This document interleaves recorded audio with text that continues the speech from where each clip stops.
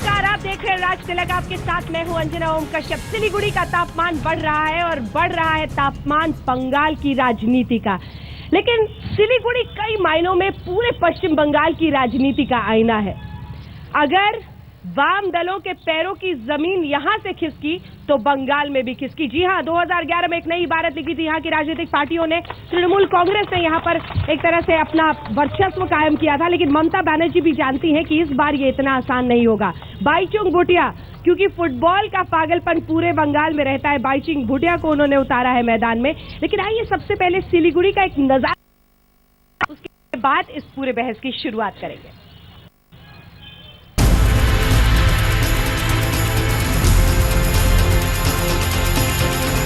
महानदी के तट पर सिलीगुड़ी में आपका स्वागत है। 25 मई 1967 यहां से 40 किलोमीटर दूर नक्सलबाड़ी में किसानों ने अपने हक की लड़ाई जब जमीन के लिए लड़ी तो पुलिस ने उन पर फायरिंग कर दी थी। उसके बाद से पूरे बंगाल में इस आंदोलन की शुरुआत हुई। वाम दलों का लंबे वक्त तक कब्जा रहा, लेकिन पिछले चुनाव में तृणमूल कांग्रेस ने धरती हिला दी पैरों तले की। ये सिलीगुड़ी का मशहूर हांगकांग मार्केट है। इसकी चमक भी वाम दलों की ही तरफ फीकी पड़ गई है। तृणमूल कांग्रेस ने तो इस बार एक बार फिर से बाईचुंग भूटिया को मैदान में उतार दिया है। देखिए उनका गोल लोगों के दिलों में लगता है या फिर नहीं।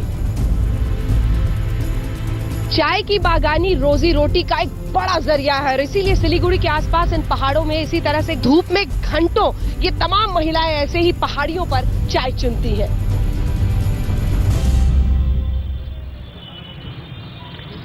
लेकिन यही आज की राजनीति तय करेगी कि आखिर तृणमूल कांग्रेस ने पिछली बार जो जमीन अपनी यहां पर तैयार की है वो कायम रह पाएगा या नहीं।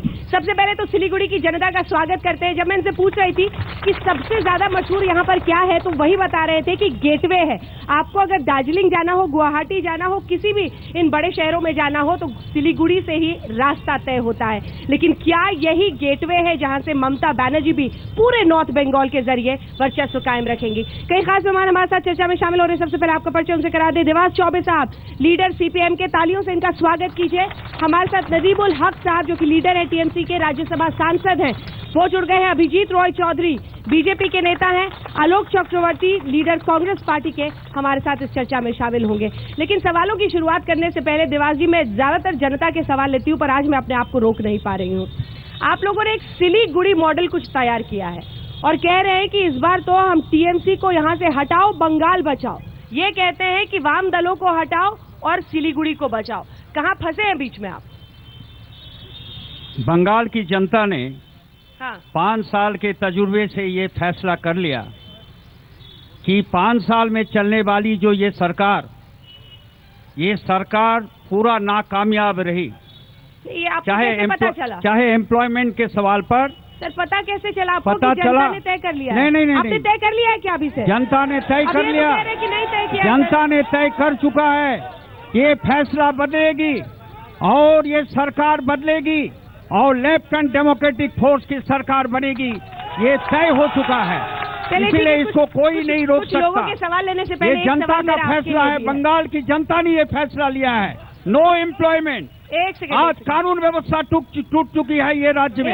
ये स्थिति आज है। एक सेकंड। बाईचुंग भूटिया, दार्जिलिंग में आपने पहले उनको उम्मीदवार बनाया, अब वही चेहरा लेके आप यहाँ पर आ गए हैं, तो वहाँ जो चेहरा जनता ने नकार दिया, क्या यहाँ पर लोग स्वीकारेंगे? उनकी पॉपुलैरिटी के चक्कर में आपको लग रहा है कि नैया पार लग जाएगी फिर से? हाँ,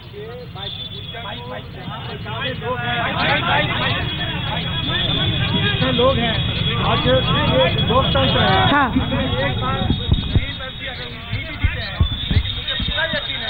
सिलीगुड़ी की पब्लिक उनको पूरा सपोर्ट करेगी और उनको दोबारा यहाँ से जीता करके लेकर के आएगी।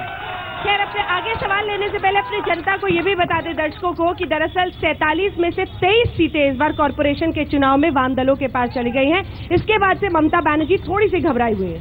ऐसा तो नहीं है, थोड़ी सी घबराई, ऐसा तो नहीं है, लेकिन हम लोग पब्लिक के सामने अपील किए हैं और हमको पूरा यकीन है कि पब्लिक हम लोग को पूरा सपोर्ट करेगी। ठीक है, आप लोग 19 में शाम को आप देख लीजिएगा। 15-20 सालों पहले हमारे यहाँ कारपोरेशन के इलेक्शन हुआ करते थे, जिसमें कांग्रेस के कैंडिडेट उदय चक्रवर्ती का मर्डर वाम दलों ने करवाया था, और आज ये दोनों गले से गले मिल रहे हैं। क्या हम इनको जनता चुनेगी? कभी नहीं चुन सकती। इस पे तो आप दोनों को सांप सूंघ गया सर। कोई तो जवाब दीजिए, कोई तो मार्क उठाइए। आप उधर देख रहे हैं, वो आपको देख रहे हैं।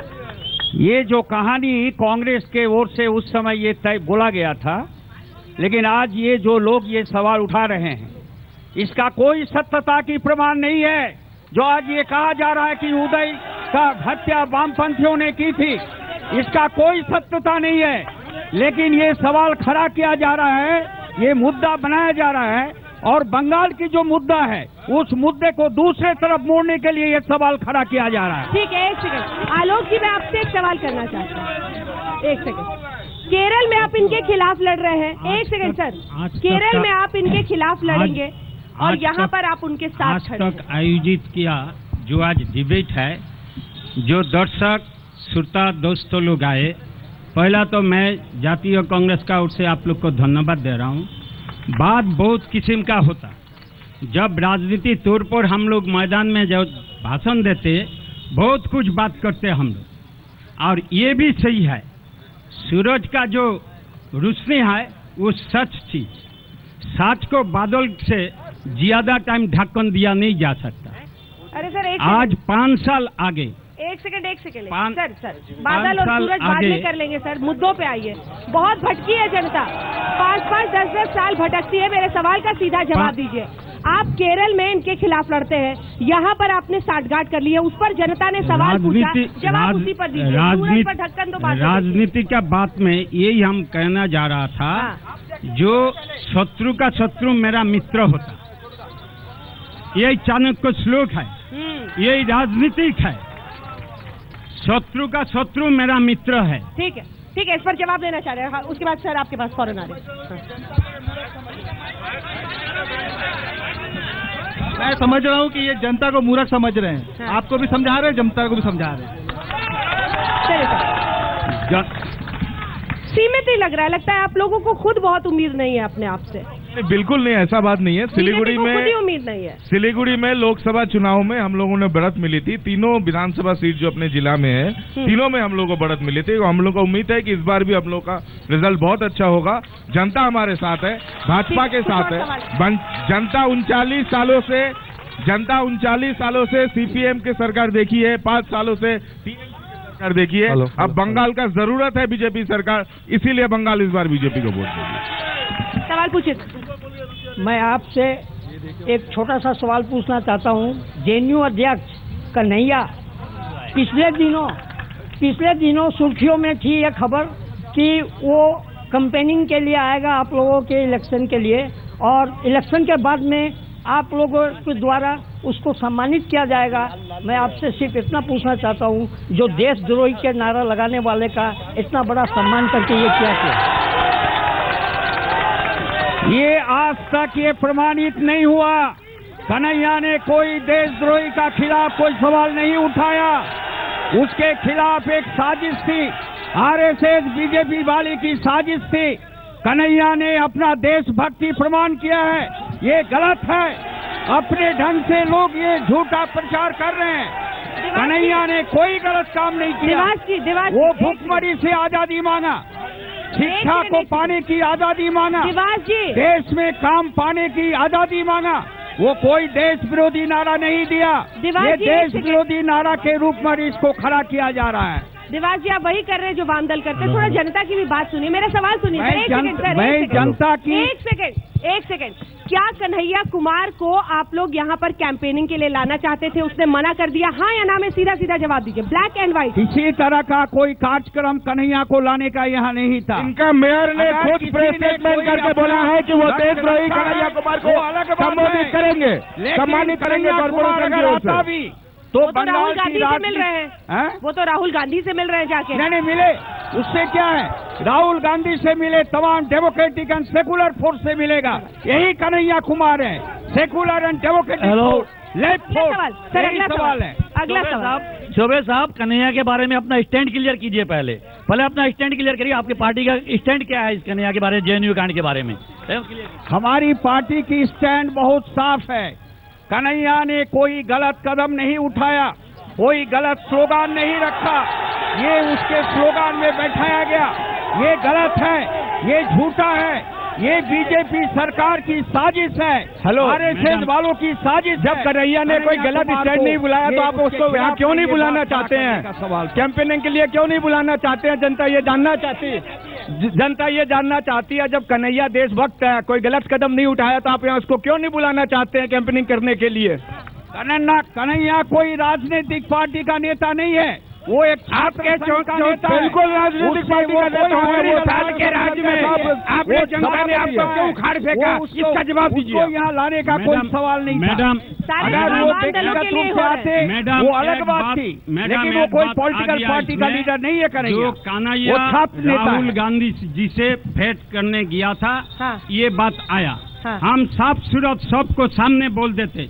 नलिनी जो ने राजीव गांधी को मर्डर किया था, याद कीजिए, वो भी एक मां बनने वाली थी, वो भी मर्डरर थी, उसको माफ कर दिया सोनिया जी, जिनका पति राजीव गांधी देहांत हुआ। आप मान रहे कन्हैया कुमार देशद्रोही है, लेकिन नहीं, एक बात तो इसलिए भेंट कर सकता। आप ये कह रहे हैं कि कन्हैया ने गुनाह किया, राहुल जी ने माफी किया, क्या कह रहे हैं? कोई आदमी किसी से भेंट कर सकता, कोई आदमी किसी से भेंट कर सकता, एक बार नहीं 1000 बार। भेंट करना कोई गुनाह नहीं है। चलिए ठीक है, भेंट करना गुनाह नहीं है। पूछना चाह रहा था, पूछ।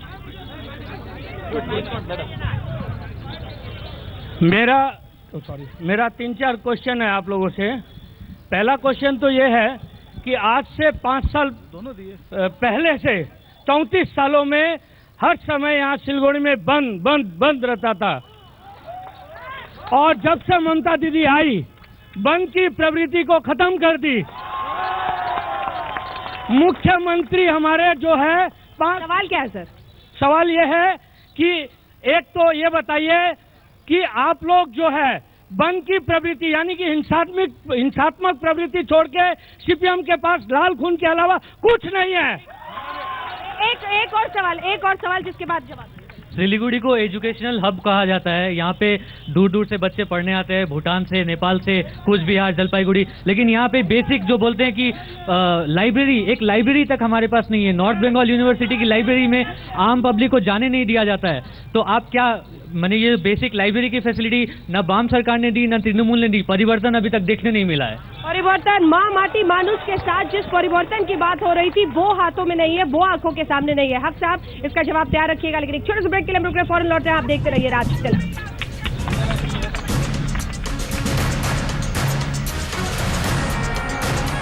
लेकिन कम से कम सवाल तो वहां तक पहुंच ही सकते हैं, ममता बनर्जी तक और तमाम। एक सवाल आप पूछना चाहते हैं? मैं पूछना चाहता हूं कि विगत लास्ट 34 वर्षों में सीपीएम ने बंगाल को कंगाल बना दिया, और आज के दिन में 17 अप्रैल 2016 को सिलीगुड़ी 26 सिलीगुड़ी केंद्र विधानसभा का चुनाव होने जा रही है।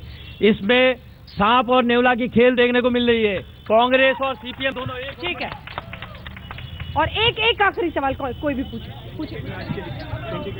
मैं वाम दलों से यह सवाल पूछना चाह रहा हूँ कि शीर्ष नेतृत्व में युवाओं की जो संख्या वो लगभग नगण्य है, क्या आपको युवाओं पर भरोसा नहीं है या उनकी काबिलियत पर आपको शक है? जल्दी से एक लाइन का जवाब, जल्दी से खत्म करेंगे। हमको पूरा भरोसा है नौजवानों पर, उनका एक्सपीरियंस, डेमोक्रेटिक मूवमेंट का एक्सपीरियंस जितना आगे बढ़ेगा। बंद पर भी उतना ही भरोसा है, बंद करते रहेंगे, बंद की राजनीति चलती रहेगी। बंद की राजनीति चलती रहेगी।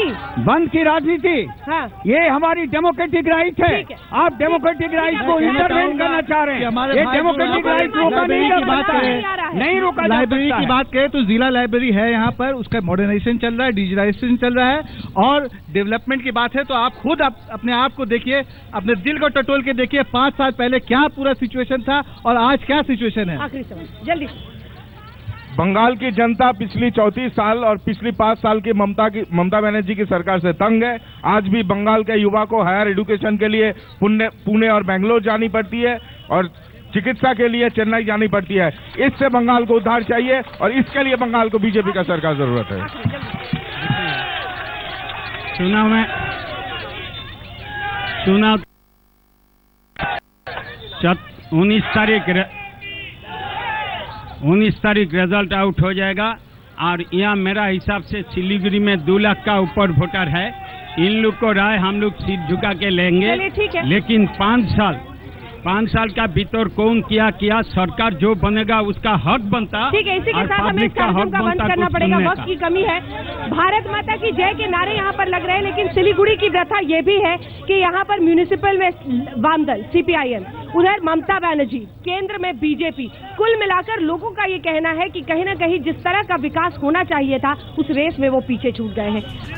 इसी के साथ राज तिलक में इतना ही। कल हम होंगे मालदा में और वहां पर जनता दागेगी अपने नेताओं से सवाल। आप देखते रहिए आज तक।